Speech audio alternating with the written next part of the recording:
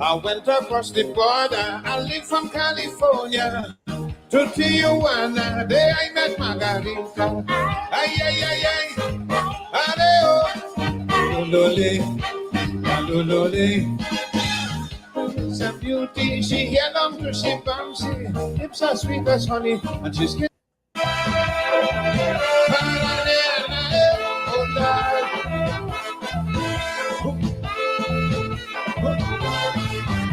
You are the genesis of my happiness. You're the one that.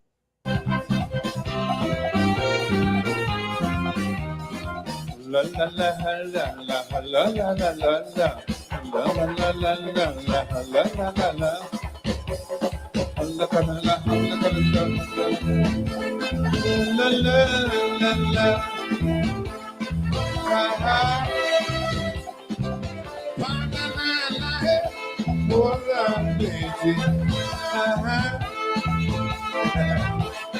La, la.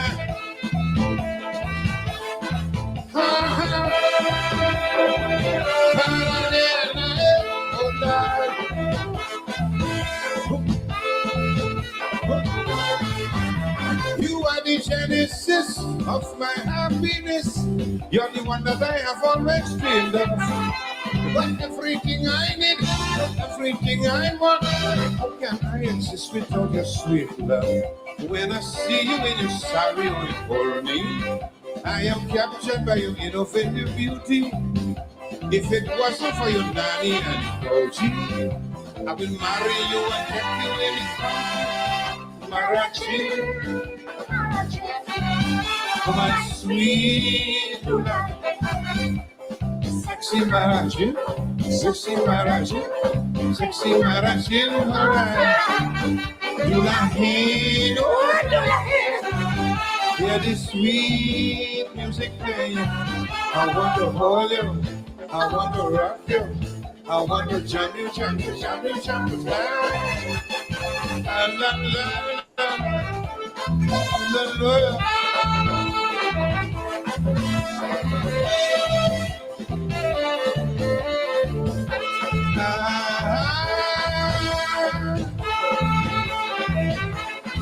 Oh, baby.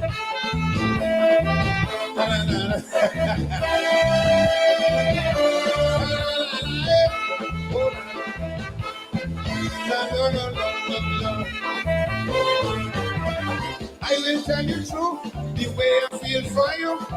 I'll do anything to make you happy. So if you think it's best to change my style of dress, I will wear a capra or a joti. I'll build you a mother chupa down in Pinal. I'll give you all your sweet loving forever. To me, a sapu sundari kirani. Anyone can see you are the queen of beauty. Marachi, Marachi. Oh, my sweet Marachi. Sexy Marachi, sexy Marachi, sexy Marachi, Marachi. Do the hill, do the hill. I want to hold you, I want to rock you, I want to jump you, jump you, jump you, jump you.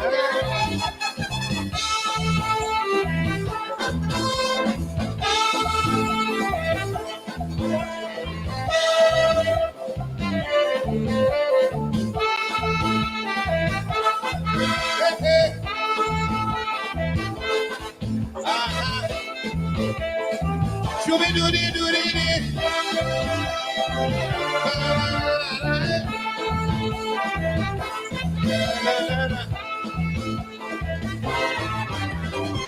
Back, back, do back, do back, back, do back, do back, back, do back.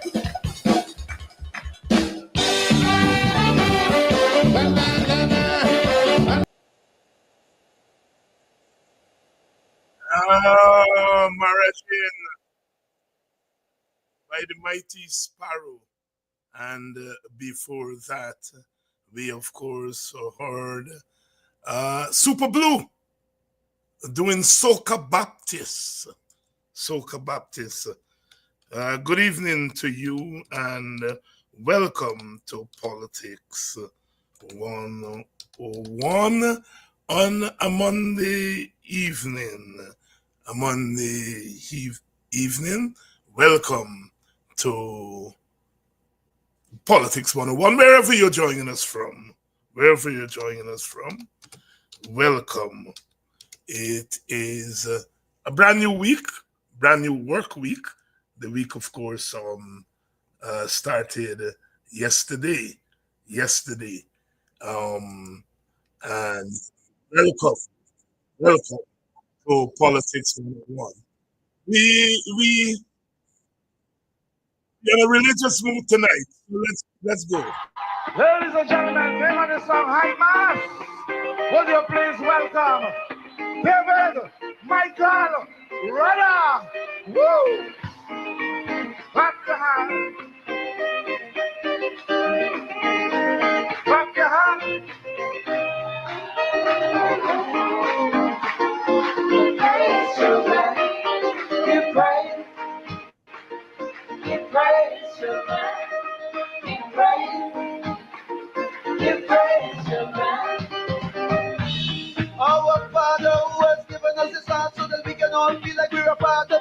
bless our heaven.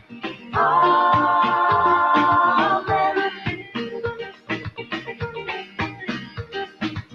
Forgive us this day our daily weakness as we seek to cast our mortal burdens on your city. Amen.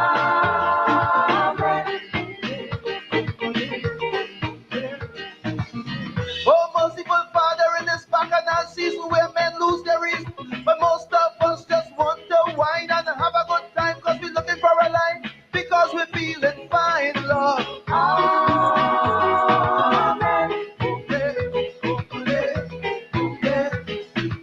And as we jump up and down in this crazy town, send us some music for some healing.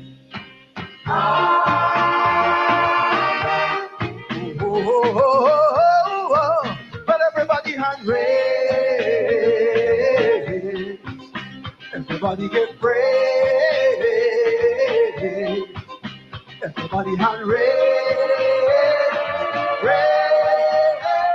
If you know what I mean, put up your finger. Know what I mean, put up your hand. If you know what I mean, put up your finger. If you know what I mean, then scream.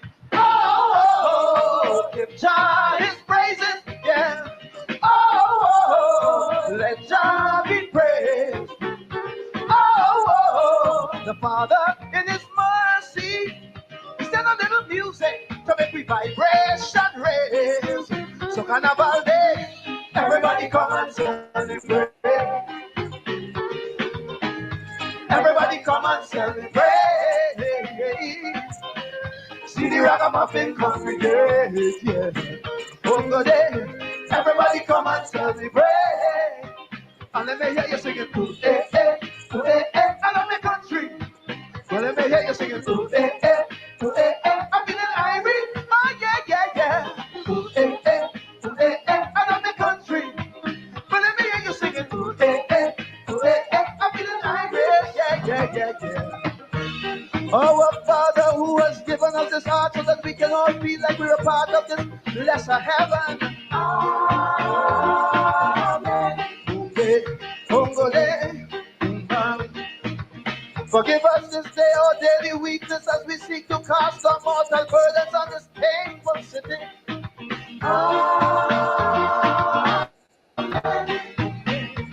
Tell me my life. On this lovely day when we come out to play and we come out to sway and we breaking away, some will say what they have to say, but only you know the pain we're feeling. Oh, yeah. Coming up, as it was in the beginning of Tuesday morning, good vibes, the carnival Tuesday ended. Everybody take it up, come. Well, everybody.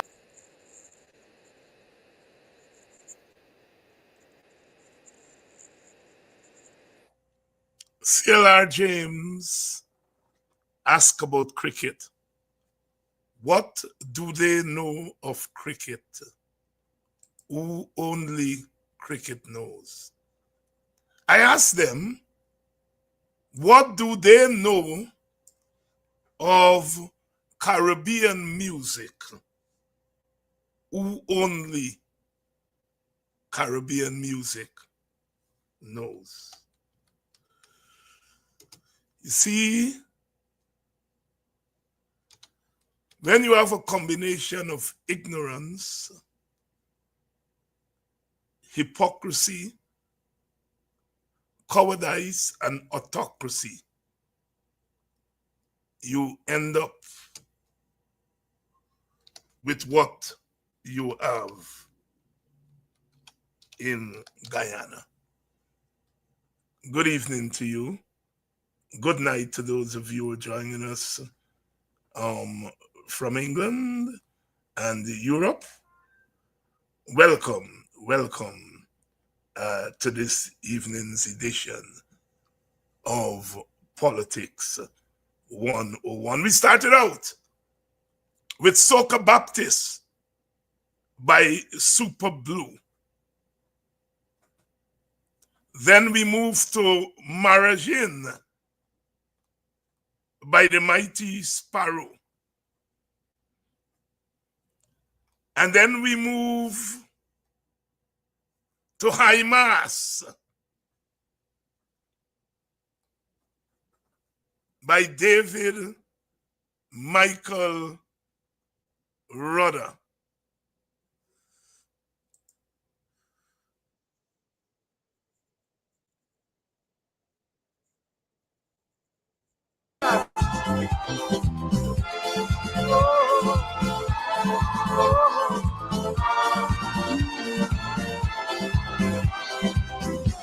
For 81, big procession for the birth of a Rasta man.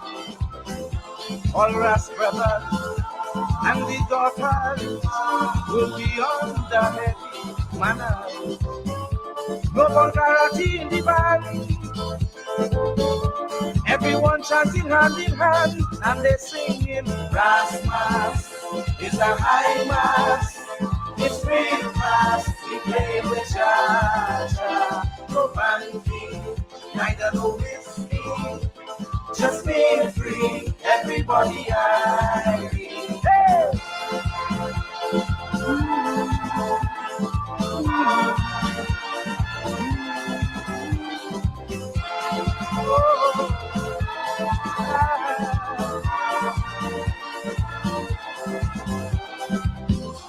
Incense burning, people chanting songs of inspiration.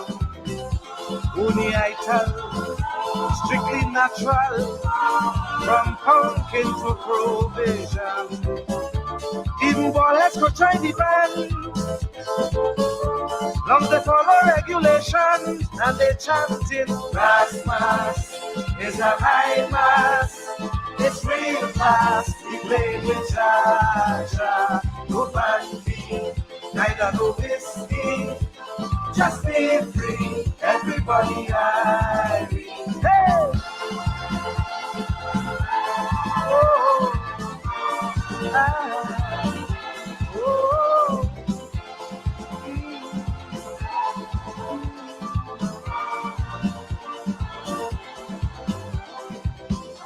All the children, men and women, from various sections, is canting, burning something.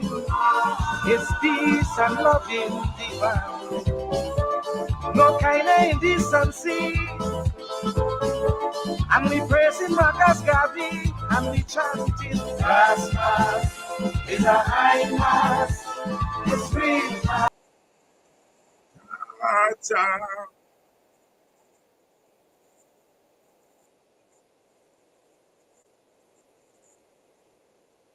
Brass mass is a high mass.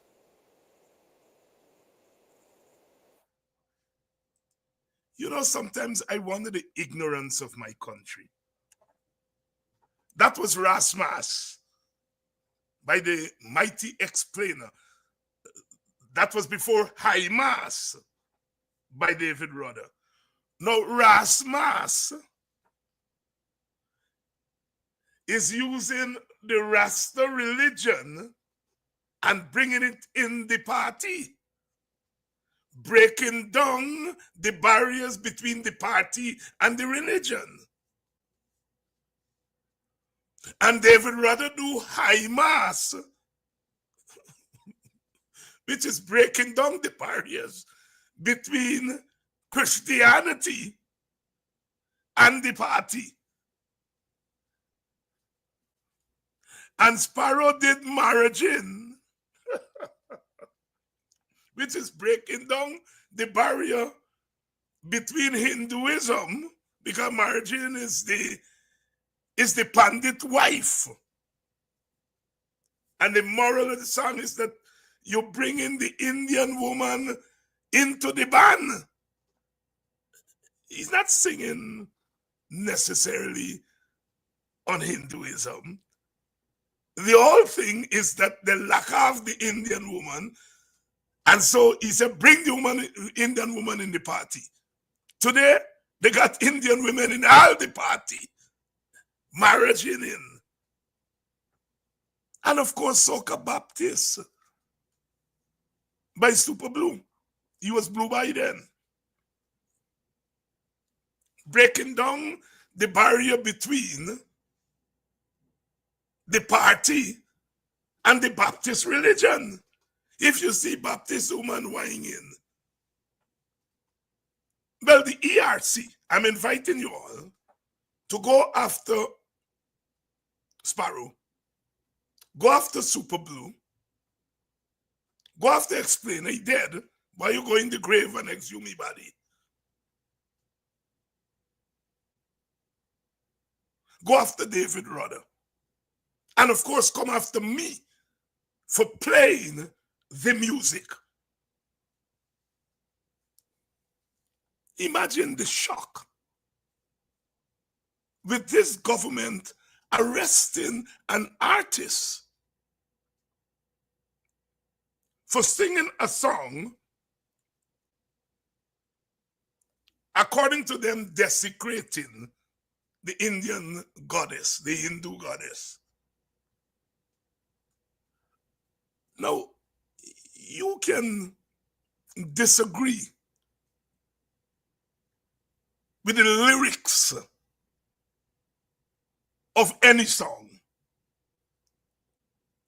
There are some songs that I disagree with the lyrics.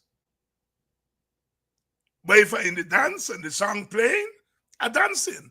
I do not necessarily agree with Sparrow with the Congo Man story. I think it was a portrayal of the black man as, going after white women and that whole stereotype. I'm not necessarily happy with it. But if I in the dance and the Congo man come on, I dancing through. There are lots of reggae music, reggae songs I disagree with. I disagree with a lot of the lyrics in hip-hop music. A lot of the anti-female lyrics in all genres of music, including our calypso and our reggae. I disagree. But there is a difference between disagreeing with the lyrics of a song and taking away the license of the artist to sing. The artist, like the scholar, has license to interpret the world as he or she sees it.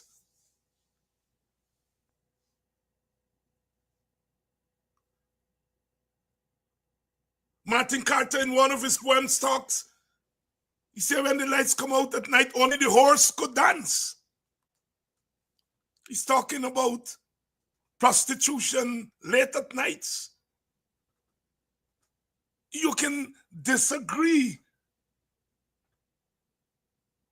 You can disagree with it. But to take away the license of the artist to express herself or himself, you're taking it to another level. The artist has license, taking the people's experience, according to Guyana, refining it and giving it back to the people as nourishment. You can disagree with the lyrics. You can disagree with the words, the lines in a poem. It is your right, but it's the poet's right. It is the artist's right to explain and interpret the world as she or he sees it.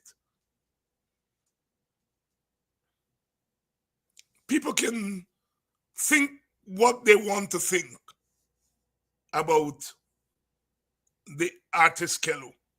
You don't know what? I refuse to listen to that song. And the reason I refuse to listen to it is that I don't want to get into the business of condemning an artist.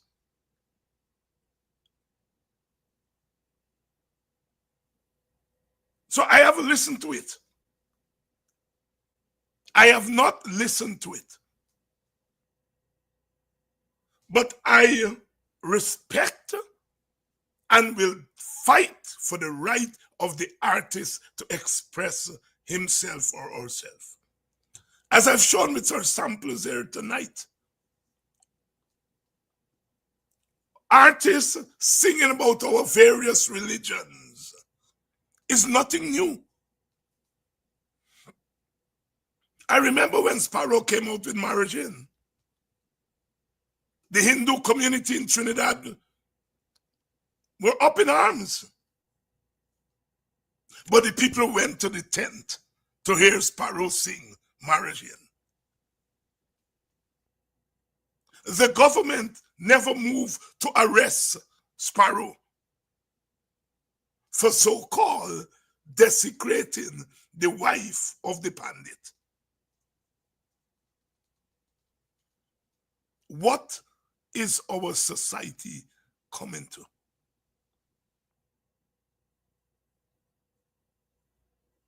During the period of colonialism, the calypso was banned as subversive. We are past colonialism. We are now into independence. And the singer is not just banned. The singer is now arrested and will most likely be charged.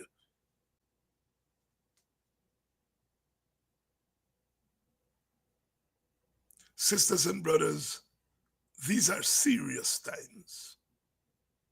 After all that has happened in the last 3 weeks, you would think that a responsible government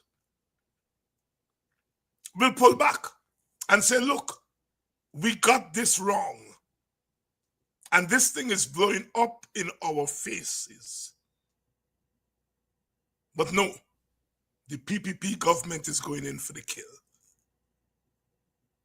Well, more kill. Now, sisters and brothers, you all understand why 2 Mondays ago, when that thing happened, when our people took to the road after being shot at Lenora, shot at in Linden, shot at in front of the police station, and they decided that they're going to take the road on Monday night. And then there was some looting and stealing. And you all see why I did not condemn the looters. No, I am not for looting. I'm not for stealing people things. I don't think the looters are for looting. Because if you go and loot their house, they will beat you. So even the looters are not for looting. But the reason I did not condemn is because I had a sense that the government is going to use my condemnation to do exactly what they did, to march over 100 little black boys before the court as terrorists. I decided they're not going to get my fingerprint on that. And then when they finish with those little black boys, they go to a little girl for saying something in private with somebody leak. And now she's facing terrorist charges. And now an artist for singing against a goddess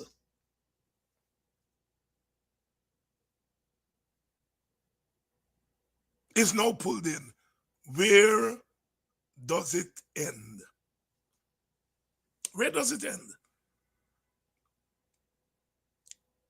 Tonight I call the show Hypocrites, Cowards, and Autocrats. hypocrites, cowards, and autocrats. You see, I see some Indian leaders saying when the PPP was in opposition, it didn't break down road, it didn't block road, it didn't break down state property. Well, I live long enough, and many of you lived and knew the PPP burned cane, sugar cane. The sugar cane belonged to the state.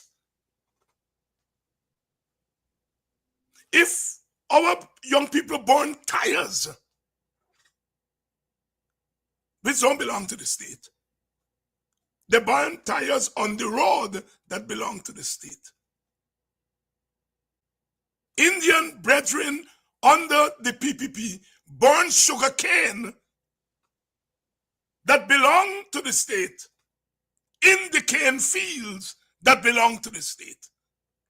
And yet some Indian leaders sit up on these shows and make it out that black people are the only ones who, what they call violent protests.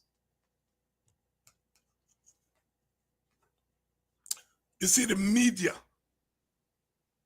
are partly responsible.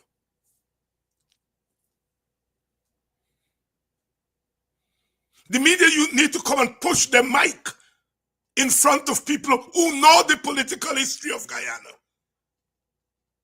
and who can tell them that the PPP did worse when they were in opposition than what these people are doing.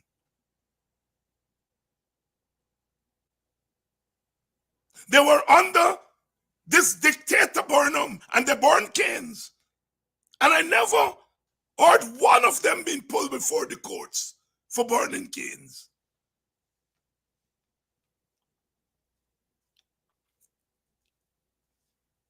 In Guyana,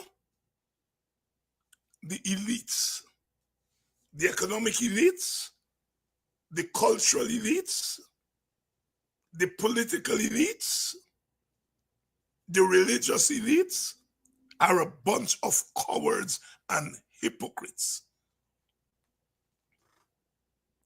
By pulling in this Kello boy, what they have done, the government, is they have taken away the license from artists to practice their art.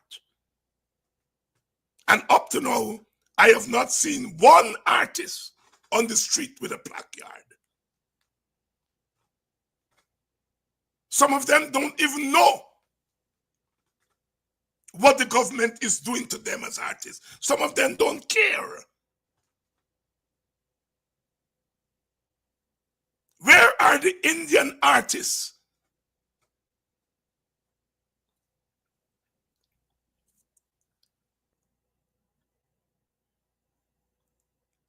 The artistic elite, where are they?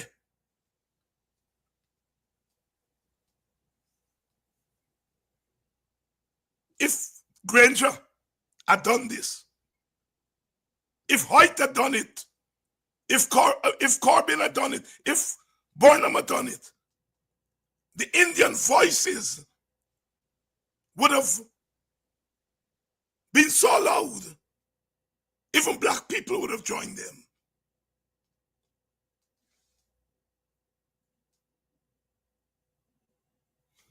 You see, part of the problem with our politics is that the political leaders on the opposition side have not learned how to integrate the narrative of the present into their stump speech. They have a stump speech, you know. Everybody in Guyana is suffering. Even PPP supporters are suffering. Indian people are suffering. That's a stump speech. And the stump speech is aimed at being politically correct. That's all. Nothing beyond that. Because Indian people will tell them we are suffering, but we are not hungry belly dogs. Indian people will tell them we are suffering. Why you black man go back and swing in tree in Africa? Our opposition leaders ignore. That thing is not confined to a couple of Indian people. There's a critical mass of Indian people who on a daily basis denigrate African people.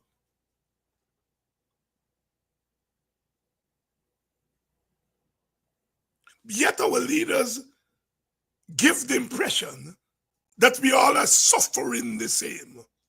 Now, suffering is partly what people do to you, but partly what you feel people do to you. The average Indian may be vexed with some things under the PPP, but they don't think they're suffering. I understand why our political leaders have to say it, because it's a way of sounding correct and perhaps trying to get a couple of votes and so on. The people who are suffering and who feel they're suffering are Africans and Amerindians. They're not only suffering, they know, they feel that they're suffering.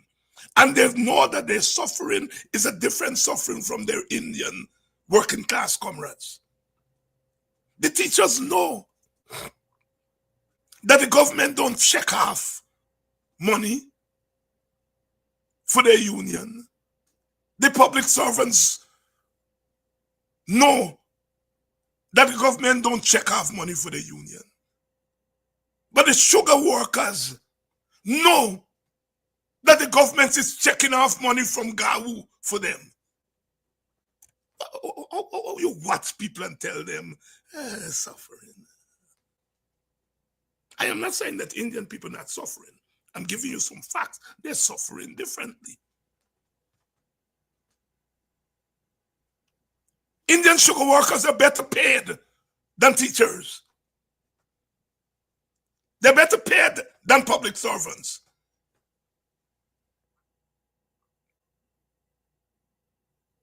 But our leaders are quick to point out Indian suffering, but they silence African suffering.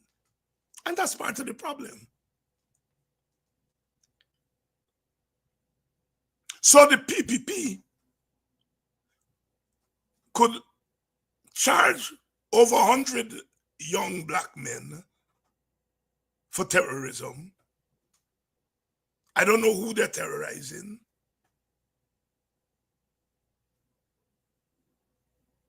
They can charge people for private conversation that they've been where they didn't been. That is terrorism. They now charge an artist for singing against a religion. That is terrorism.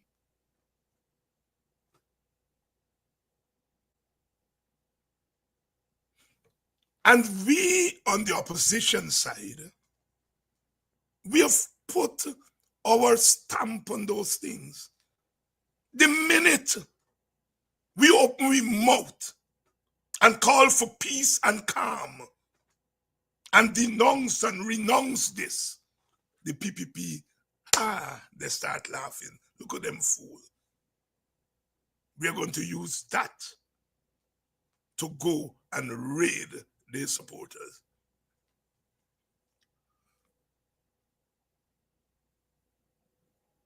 One young man wrote to me today and said, Dr. Hines, I was wondering why they put you on the Chronicle, and it makes sense to me today. Because I'm never going to condemn anybody. I have my view on looting. I don't encourage looting. You loot one group today, and tomorrow you loot your own.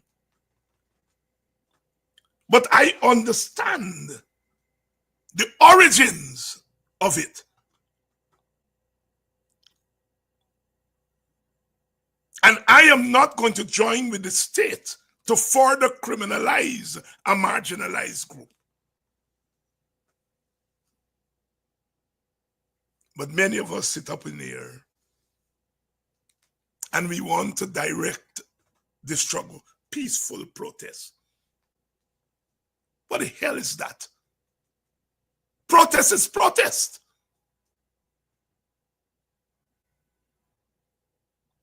The minute you put peaceful before it, you change the meaning. You can have a demonstration. We are going in front of the president's office to picket from 10 to 11 o'clock tomorrow. That's a demonstration. It's a form of protest. But when you begin to talk about protest in its larger and organic sense, you talk about resistance. I can't direct that. Nobody should direct it. I repeat, those people were in front of the hotel where that child was abducted. The police lied. The police racially profiled a little black child. She gone with a man in a car. You're assaulting people's dignity. And the people know that is not the police that is lying, it's the state that is lying. The Guyana police is not autonomous. The Guyana police is controlled, the leadership is controlled by the civilian state. And no act of any significance by the police would be done without the okay of the political state. Or the police would not act if it thinks that it would do something that will offend the political state. This is not the police as the police. This is the police as part of the autocratic state.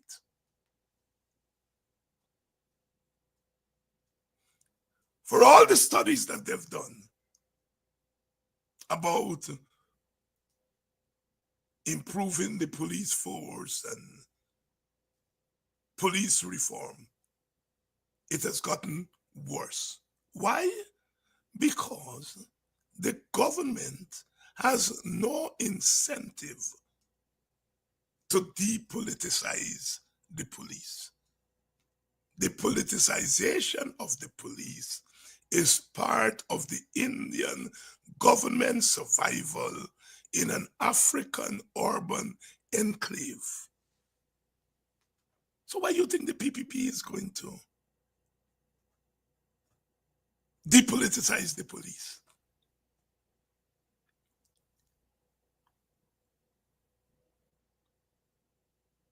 The depoliticization of the police has to come out of struggle. It has to be forced. The police was created to police Africans. Emancipation came in 1838, 1839, the formation of the police force. It wasn't to police white people. Police Africans. And it is a deadly weapon in the hands of any government, including a black government. But it's worse in the hands of a non-black government.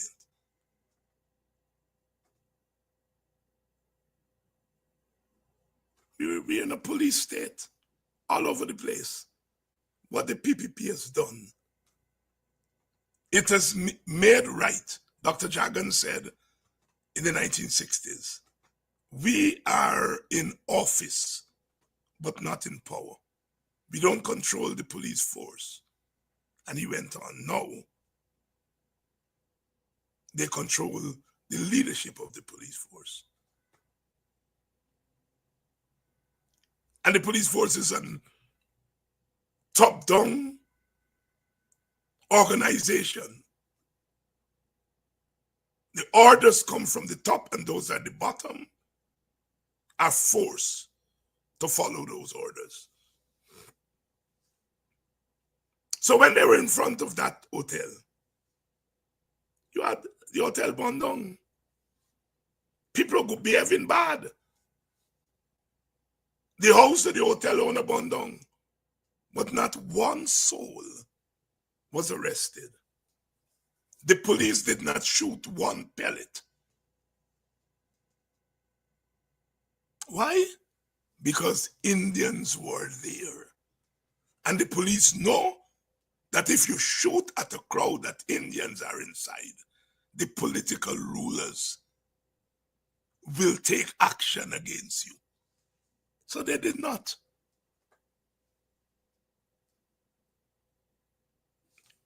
But burning down the hotel wasn't burning private property.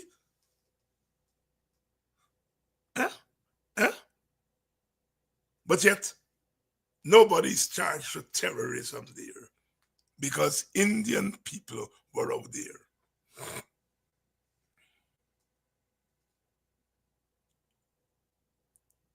Once the action moved from the hotel to the police station, Indian people said that in we business. Because once we go in and protest the police, we are protesting our own government. Tata, solidarity done. Solidarity done. And once the black people get in front of Lenora police station, the police came, shooting the crowd. Night. Dispersed the crowd. They didn't do that in front of the hotel. And then once they move in front of the police, the hospital, more bullets.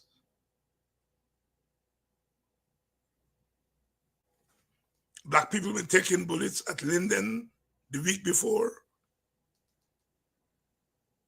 In front of Lenora police station,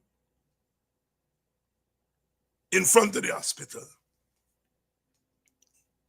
And what followed,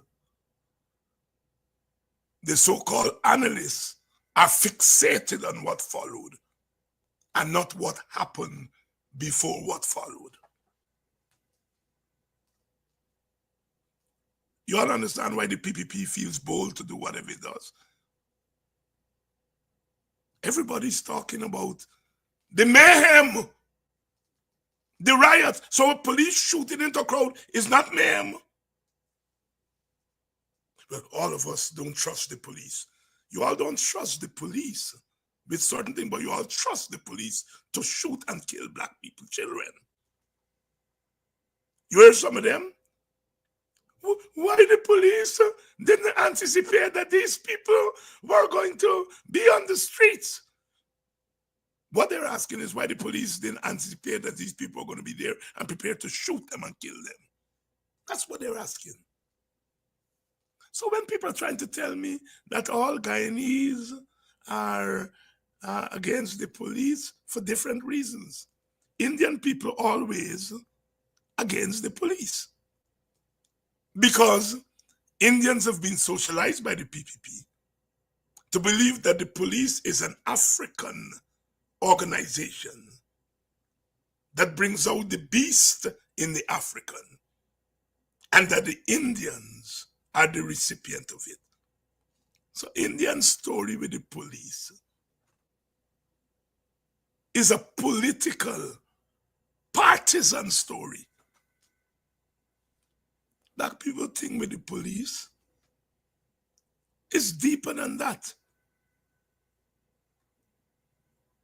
It's historical. And more than that, they're being shot at by their own sons and their own fathers. It's different. It's different. You all go on Facebook and see how Indians are calling on the police to lock them up. The average Indian today, the word lock them up, the word lock them up, everything, lock them up, lock them up, lock them up.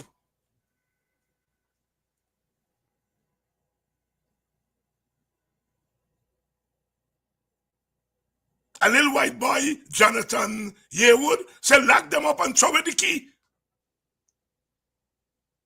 And I'm calling them by their race. So you understand, because they want you to say they're Guyanese because they run around the place. I'm a Guyanese. Yeah, you are Guyanese.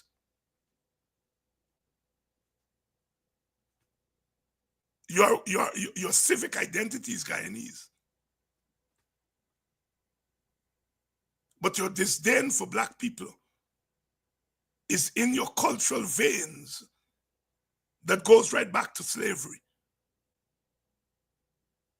And so this police that is so hated is the police they're calling upon. Lock them up and throw away the key. Is either the police bad or return bad?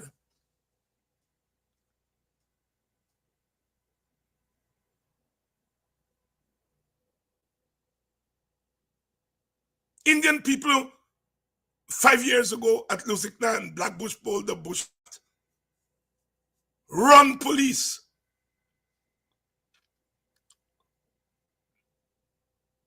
Chase them, pell them.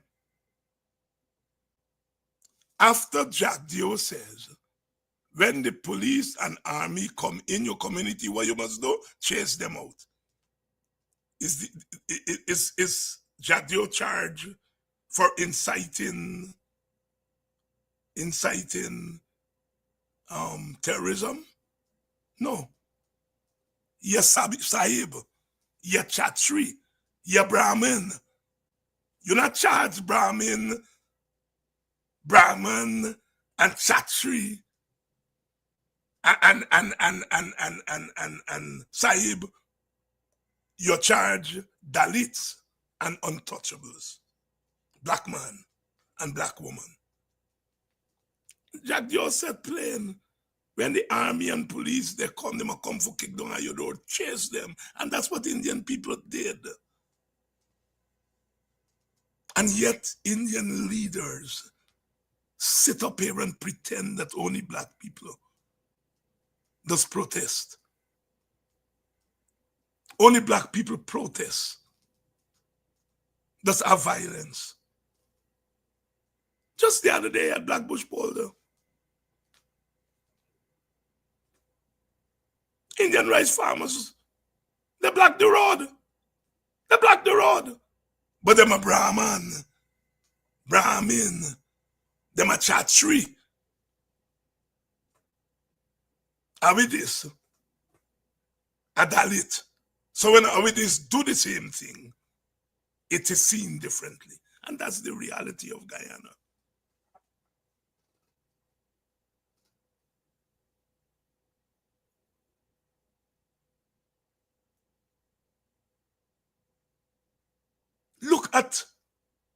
Look at the nastiness that is being said about black people every day.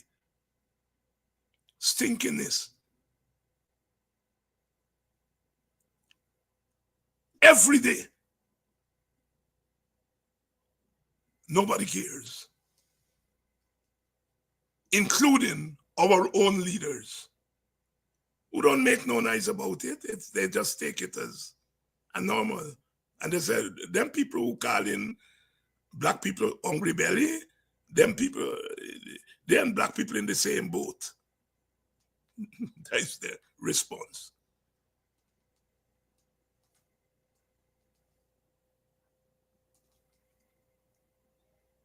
Freddie Kissoon wrote a nasty column today.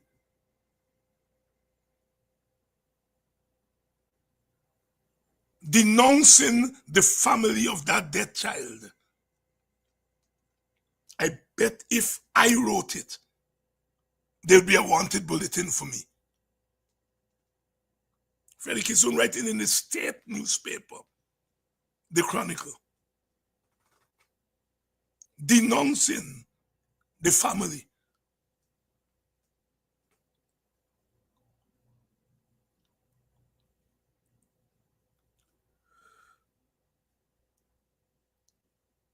Sisters and brothers, we have to begin on our side to call a spade a spade.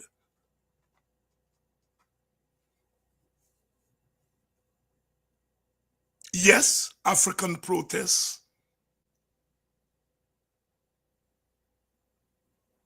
have in the past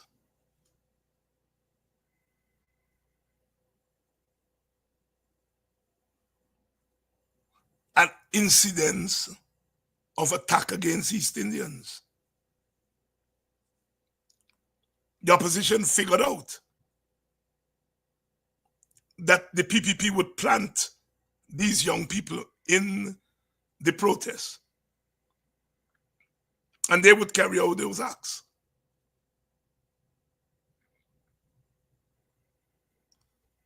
Over the last few decades, the PPP has socialized sections of the African poor to be killers,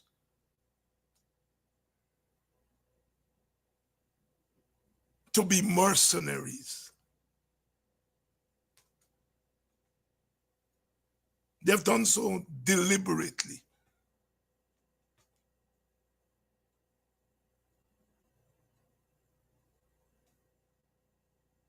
The Phantom Squads weren't PNC. The Phantom Squads was the PPP creation. Mr. Jack Dio said that luncheon gone to a grave with secrets that only he and the two of them know. Or so he thinks. Gadraj may have gone to his grave with secrets too. They have socialized young African men to be murderers and mercenaries.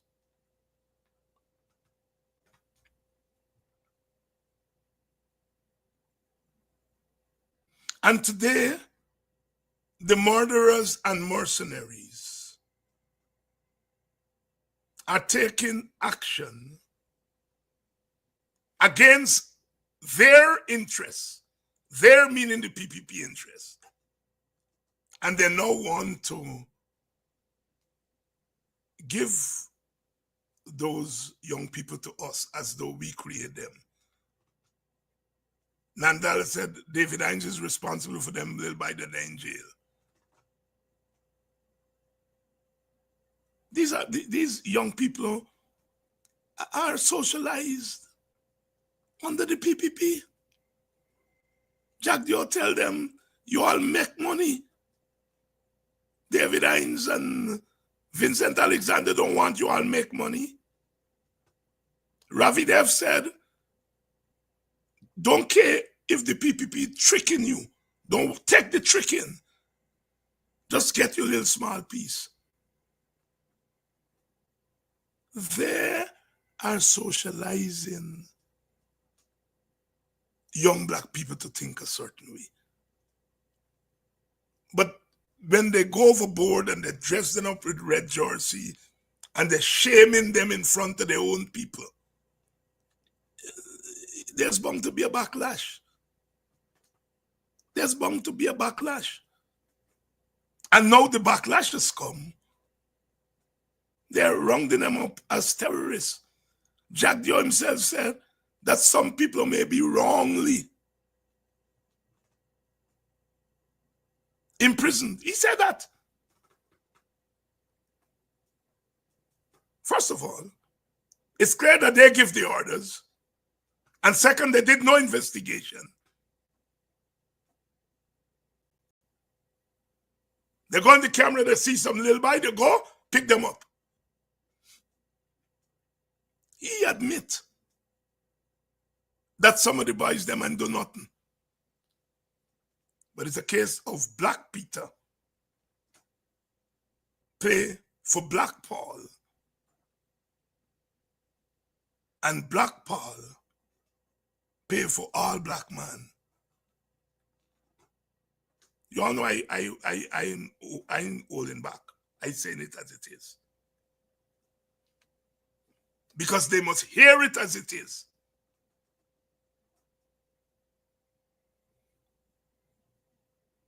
Our country is moving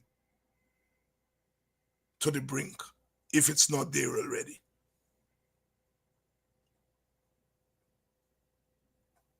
I was looking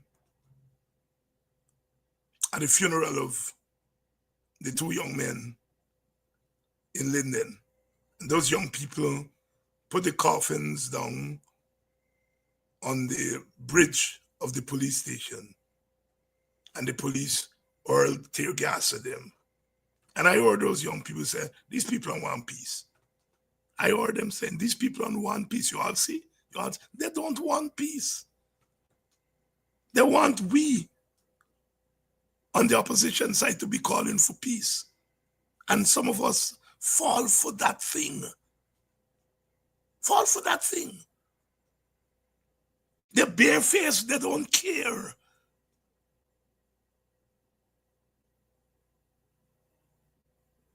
They say black people throw acid in them little children face. Big nice, the president went and visit. One of our opposition leader went and visit.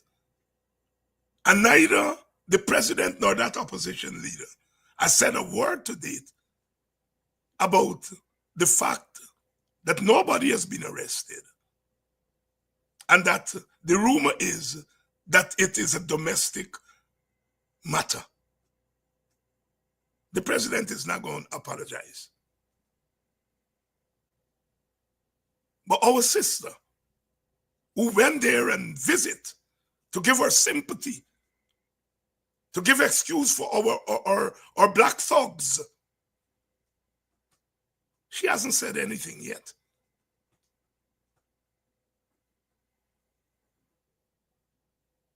This is the weakness of the black middle class politicians. Some of them think lowly of black poor people. They don't think much. So they think they see a fire, that is not how it is. This is not the Guyana we are, and they disassociate themselves. Them people, them,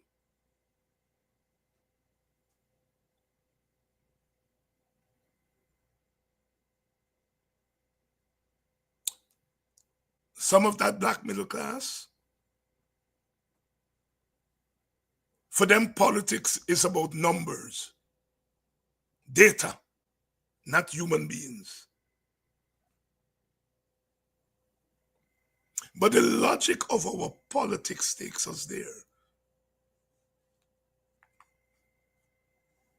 Because it is now well known that for any African politician to be accepted by the media and accepted by the Indian elite, they have to hide, mask their blackness. And some of them do it. The challenge is how to integrate the cries of your people in your stump speech. And you can do it. You don't have to throw your people under the bus. You don't have to.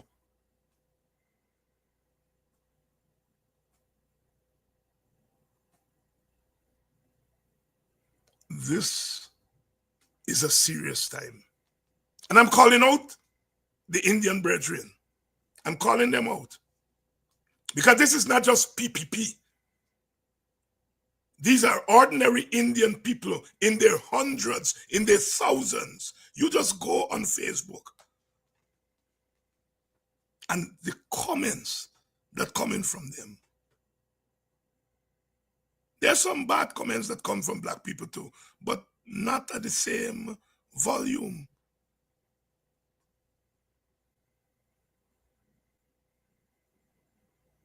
And yet we pretend that this is not so.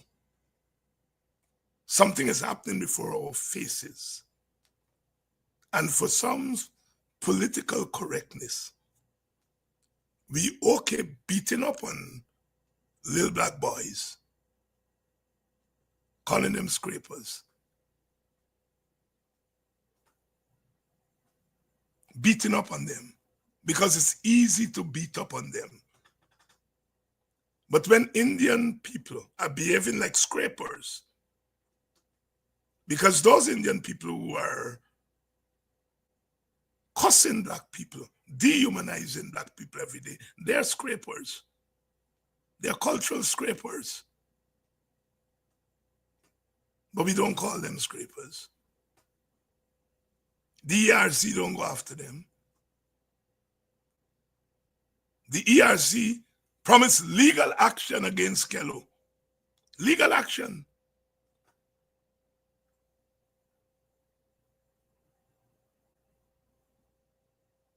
Skello sings about Lashmi, and Indian pundits come on the road.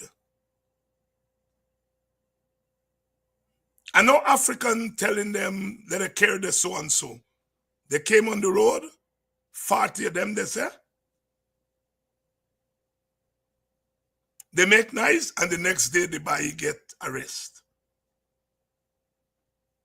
Fortuné get killed. Black people come on the road, and up to now, nobody's charged for Fortuné's killing. But 40 pundits come out yesterday, and today Skello get arrested. How can this country be a fair country? Are you telling me now? Tell me. It didn't take thousands of Indians. Indians didn't have to block roads. They didn't have to burn tires. They come out with placard and they raised it, and the state responded the next day by arresting the black man. Will you check it out? Will you check it out?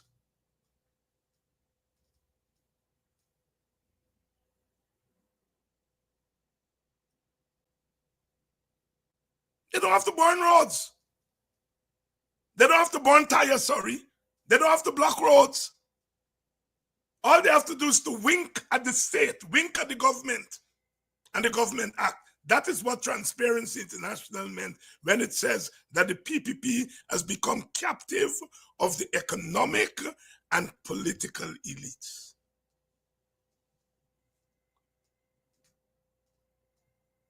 When the government change, you're going to see how Indians going to start burning road and burning tire. Mark my word. Mark my word. There's no need to burn tire now. They have no need to block roads now.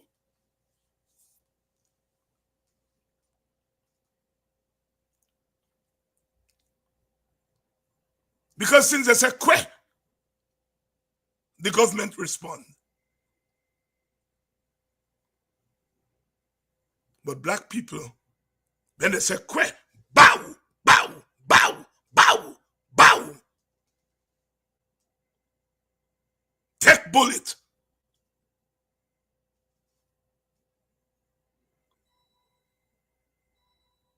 Did the police go to Black Bush Boulder the other day and shoot in that crowd of Indian rice farmers? Did they go there? No. Those people are human beings, you know. They're human beings. The police aren't going to shoot them.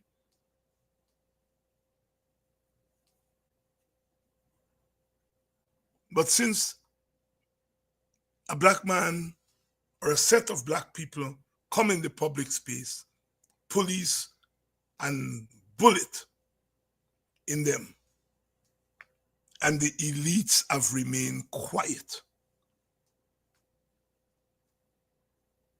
And our political leaders continue with their same stump speech.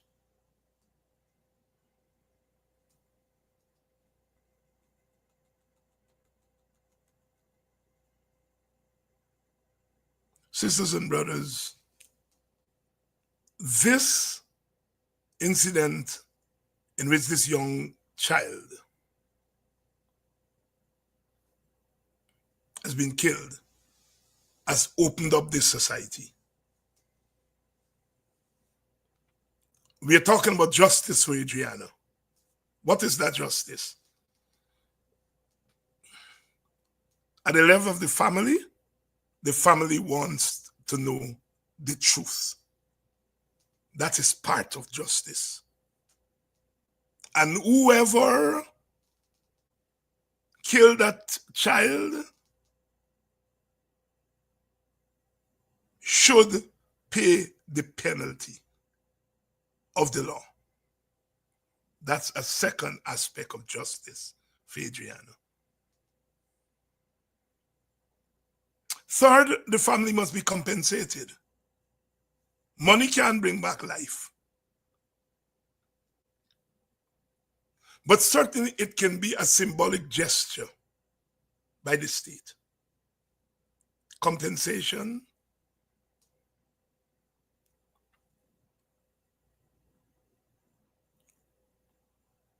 the truth, and punishment of the guilty. That's at the level of the family. At the level of the rest of us, justice widens.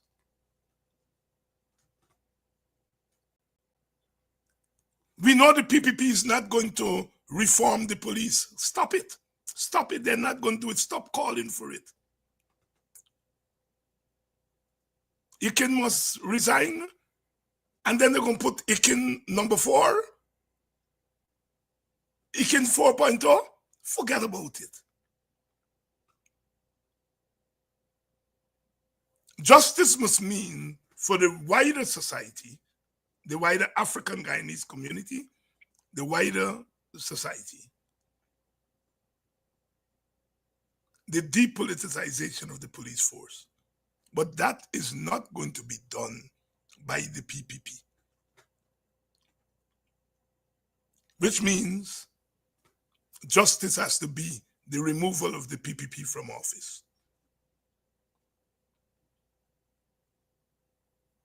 But for the PPP to be removed from office, you have to have a free and fair election. At a minimum, you have to have biometrics. You have to have a clean voters list. Justice for Adriana must mean a clean voters list and biometrics, so that the playing field can be leveled, so that we can remove the PPP from office and begin to put in place the mechanism in the society to prevent more Adrianas from occurring. That is what justice must mean. We have to define what we want. Justice can mean he can resign, because he can go and resign, and then they put one who's 10 times bad more than he can.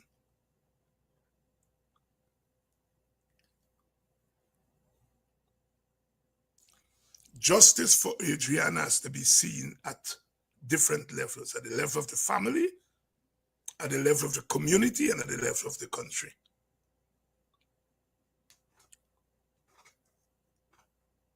We have to define our condition. We have to define our condition. You see, they play games with these families. When you have these incidents, they go to the family, they give them some money, they quiet them down. And they come out and say, we don't want any violence, we don't want any peace. And they try that with this family, you can tell. I get a sense they're even trying divide and rule with the family, the father side versus the mother side. You're picking up these subtleties.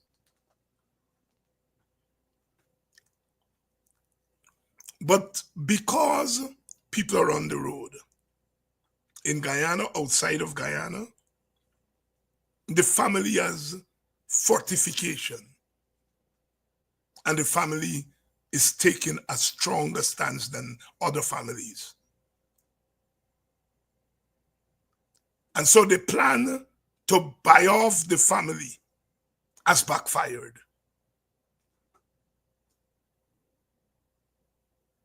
And the lawyer, Dr. Todd, is speaking not as a disinterested party. Yes, he's a lawyer. He's a lawyer. And he has to do his lawyer work. But being a lawyer don't mean that you're not a black man. That child could have been his daughter. And we have a lawyer who's speaking with force.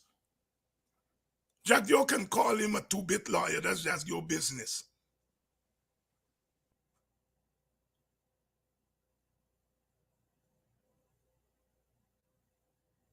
Thurgood Marshall, the first African-American Supreme Court justice, always said he had the most dissent during his time.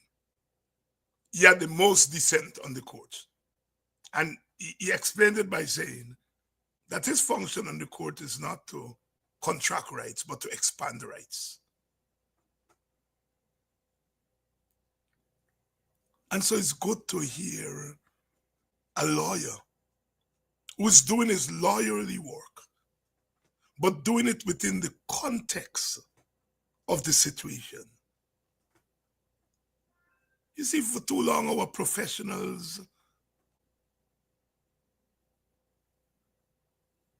behave as though they live in another world. Some of them don't want to say, I'm a black man.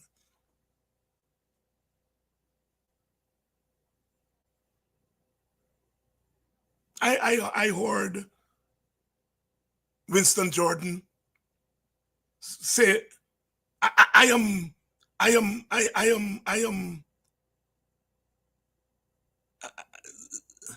can't remember what word he used, but he said, as a black man, he used the term as a black man.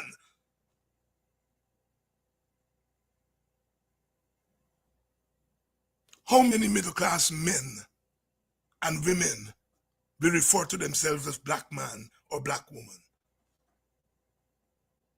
They don't. They don't.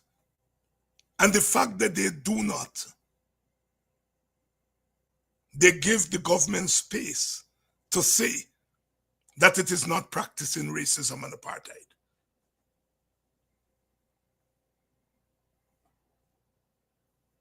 Because the few of us who are bold enough to say that we are Guyanese, but we're also Africans, we're also black. And we feel what is happening in this country differently. The few of us, they isolate because the rest of us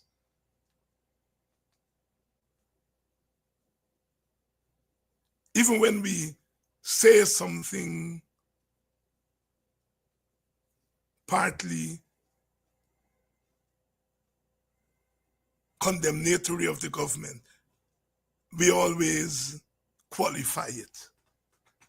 We always qualify it.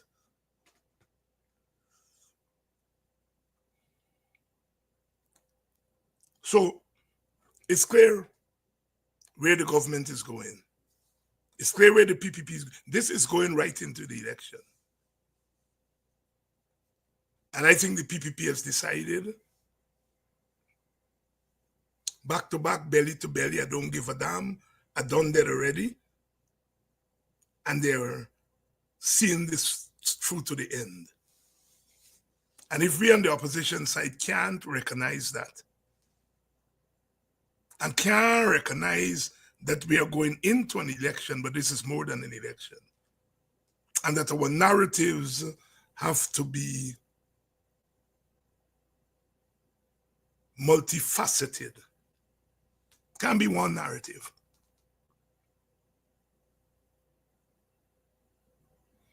Those Indian people who calling people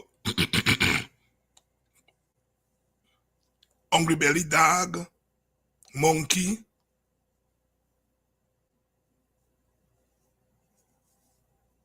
and all the terrible things, they're voting for opposition.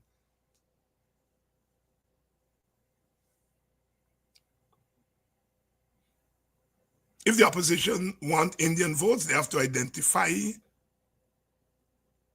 the profile of the Indian who is most likely to vote for them and speak to that group of Indians. Two of them wrote me this past week to say that they called me a racist and they want to apologize. And I promptly said, apologies accepted. One explained that he didn't know that I stood up for Indians. He was talking to some PPP person who told him that. Another one said they read, what's his name, column last week. Then O'Craig wrote a column, David Hines, in his own words, and he gave a lot of quotation where I was critical of the coalition. And this Indian guy said he didn't know I was critical of the coalition.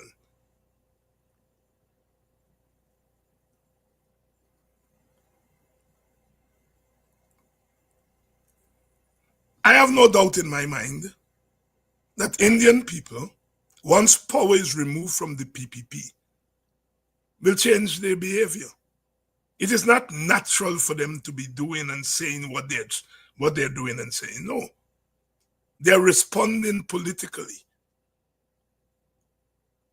And I have no doubt in my mind, once power is removed from the PPP, those very people that calling us hungry belly now,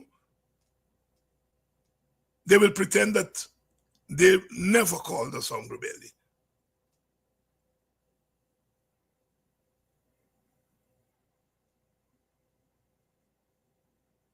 We have to be able to see what is happening. And we have to arm ourselves with the arguments. Don't let nobody make you all feel guilty because them boys burn tires. Tell them Indian people burn cane. They didn't burn tire, they burn cane. Money that were going into the coffers of the government.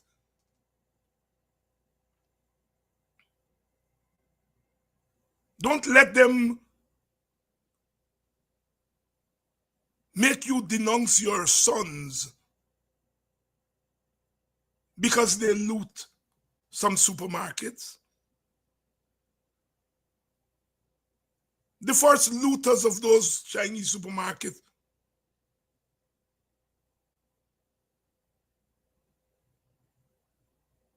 were the Indian business class. They wanted the government to loot those supermarkets, not loot in terms of going and robbing them, but to throw them out the country. Because the money the Chinese they're making, they feel is money should go in their hand. They're the first ones that targeted. Did they go and charge them for terrorism?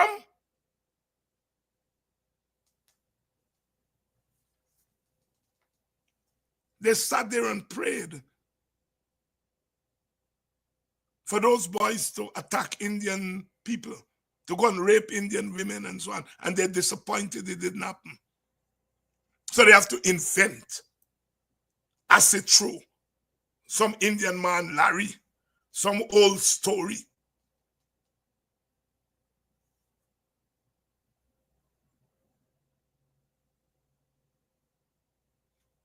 Don't be afraid to create our own narratives.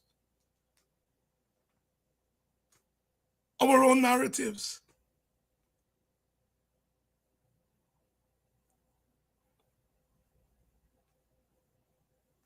I sleep well at nights, partly because I have, and people like me, because not only me alone, people like me, we have stood up to the injustices of all governments.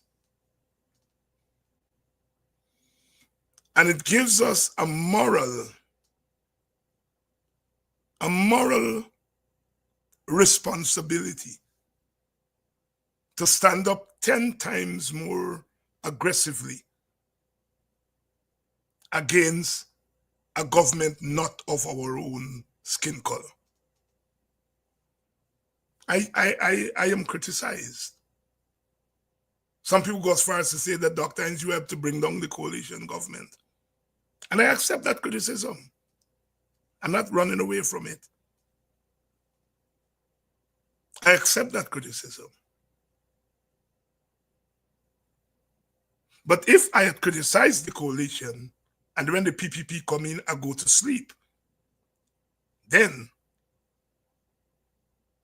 I would be guilty. But I am 10 times, 20 times more determined to see the back of this government.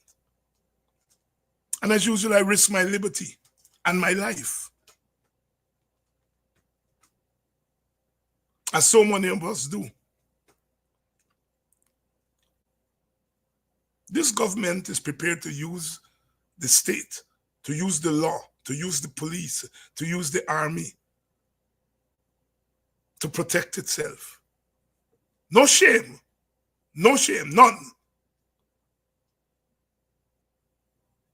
None.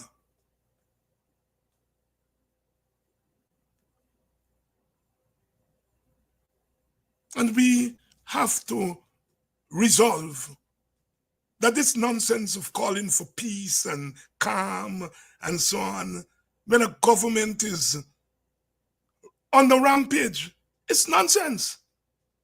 Any call for peace and calm must be a call by all of us. Let Orphan Ali call in Aubrey Norton and Nigel Hughes, and let them sit down. And I agree that they've taken this country down the wrong path, and that together we have to rescue our country. And let them agree to tell the police force in no uncertain terms, stop killing black men, stop killing black women.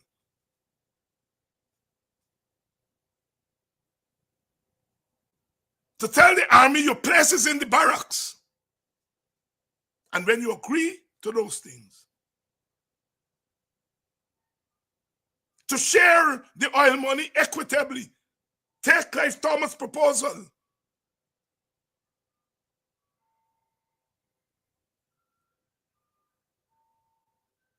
When you agree to those things, then we can say calm and peace. Do I want calm and peace? I do. I want calm and peace every day. Am I prepared to call for calm and peace, to give cover to autocrats, fascists, and warriors? No, I'm not prepared to do that.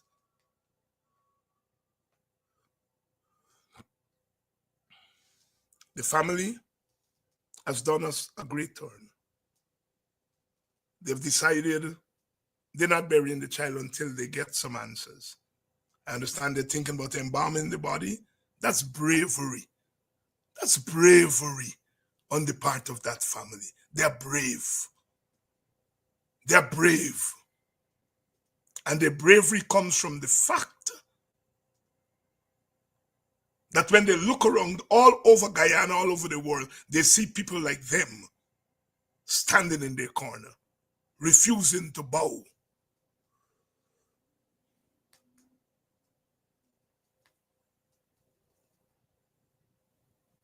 All of us have to live in that country. All of us have to live in Guyana. Indians, African, Amerindian, Chinese, Portuguese, all of us have to live there. But we have to live as equals. We have to live as equals.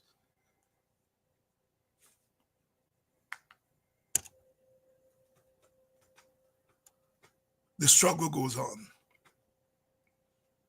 Fogene's killer has not been charged. And old police was telling me, and I'm going to have Mr. Slower tomorrow night. Because an old police was explaining to me over the weekend that part of the problem is that when you shoot in a crowd like that, you have to get an order from the senior officer. And so it's the senior officer who is really culpable and who really should be charged. I don't know. I'm going to get Mr. Sloyo tomorrow night because Forgine's killer has not been charged. The acid throwers have not been charged. But you charge a little girl for talking to somebody who then take what she say and put it in the public space. And the body who put in the public space, I understand, up on $30,000 bail, and the girl get remanded. I mean, you know, even the damn judiciary, the magistracy, all of them, you're going to watch that child. You have the power to put that child on our own bail or a small bail, and you remand that girl to prison. I mean, you know, sometimes you... And now you lock up a singer because he sing something sexual about Lakshmi. All them sexual song against someone. From Jean and Dinah to Rosita and Clementina to Ethel to Rebecca to Maria.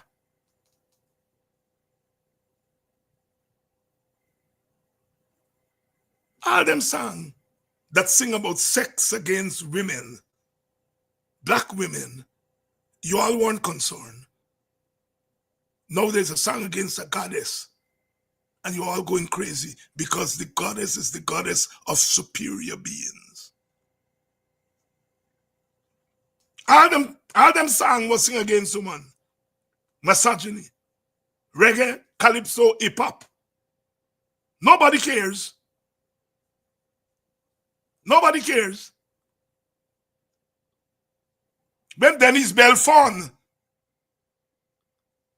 a female calypsonian from Trinidad, sing, I want an Indian man. Give me an Indian man. I want the Indian people, kick, they love that. They love that. African woman says she want an Indian man. Oh, you love that. Denise Belfon, sing a song, I want an Indian man. I know me is so good. All you cheer because the Indian man no gonna get black woman. But now you're singing about an Indian woman. Don't worry the goddess story. Symbolism. Now, the singer singing against an Indian woman, all you want jail him. When Denise Belfon says she want an Indian man, and you laugh, and you love that. The hypocrisy. And it's not just Indians who are hypocritical. They got some black people who are hypocritical too. Oh, he can sing about a goddess. And are you jumping up when David Rudder talking about high mass? Indian people jumping up. Put up your finger, put up your finger. But now, sing against Hindu. I want Jalam. It's okay. Are you dance to soca Baptist? If you see Baptist woman whining, are you love that?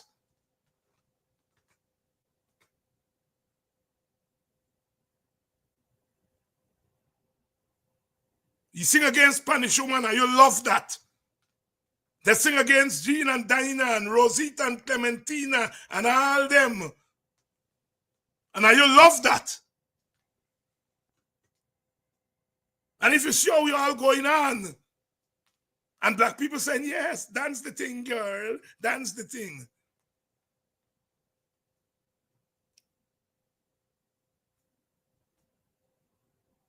The singer has sung against Rasta. He sing against voodoo. He sing against Christianity, Baptist.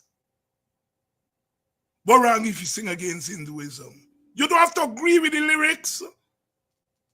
You don't have to agree with his lyrics. I don't think I will agree with the lyrics. Sparrow sing about marriage and he sing about how beautiful she is. I want to hear that. Is a black man singing against the pandit wife. That's all you hear. You want to hear how he depict her as being beautiful.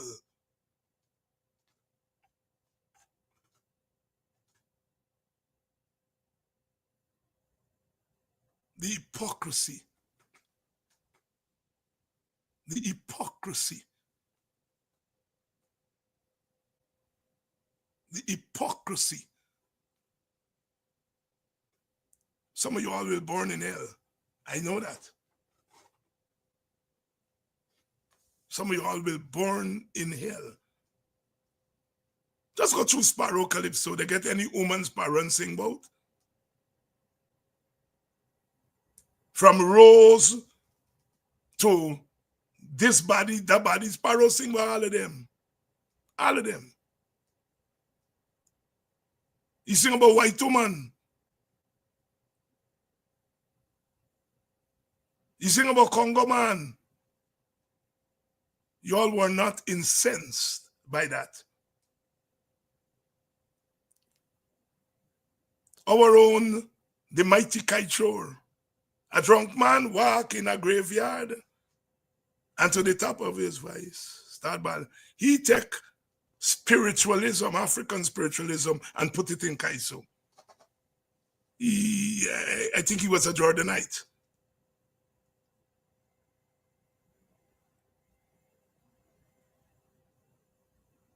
The Enlightenment came about in Europe when at some point people decided that the church is not going to be the conduit to God, that they are going to touch the face of God on their own. It's called enlightenment. What is religion? Religion is mankind's imagination of what he cannot explain. That which we cannot explain is God. Religion is a human construction. Again, you don't have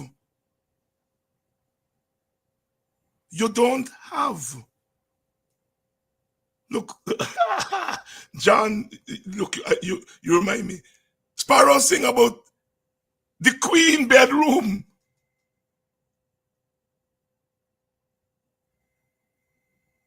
I see a man in your pajama suit.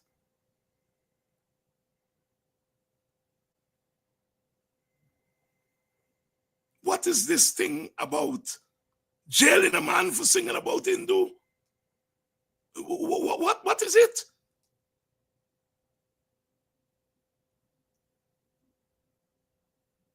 What is it? Taking away the license of the artist. Taking away the license of the artist.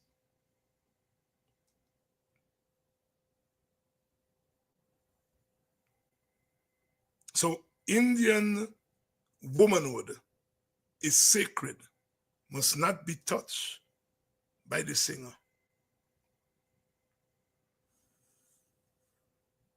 We are what we are. And that's the way it's going to be. No let up. They're not giving up. And we have to stay the course. No letting up. We go off tonight. Our condolences to the family, the party of Amna Ali, who passed away this weekend and who will be laid to rest tomorrow. Everyone who has come into contact with Amna will have stories.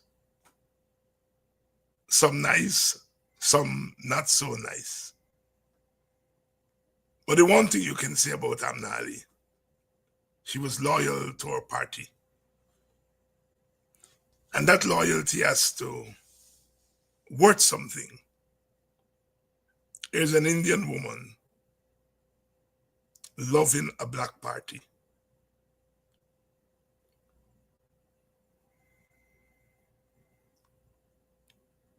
She didn't abandon her Indianness. Tomorrow she's going to be buried in Muslim rites.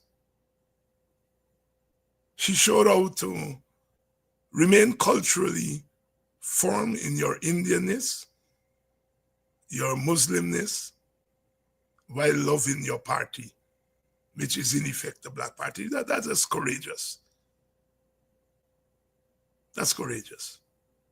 I prefer to remember Amna as that strong woman who was brave enough to go where others dare to tread.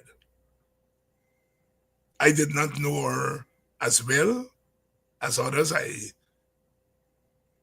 only got to know her closely when the APNA was formed 15 years ago. She and I have had our public and private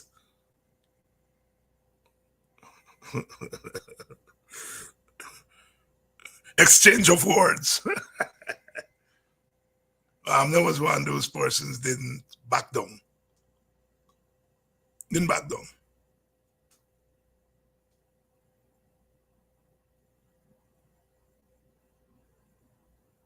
Didn't back down. May her soul rest in peace. And may her contributions be heralded by all of us. Our recent exchanges with the leader of the party and so on, and she resigned from the party, even though, if you know Amna would never resign from the PNC. As I said, may her soul rest in peace. And as you all say these days, rise in glory. I'll see you all tomorrow night for another edition of Politics 101. Stay the course. Keep up the fight.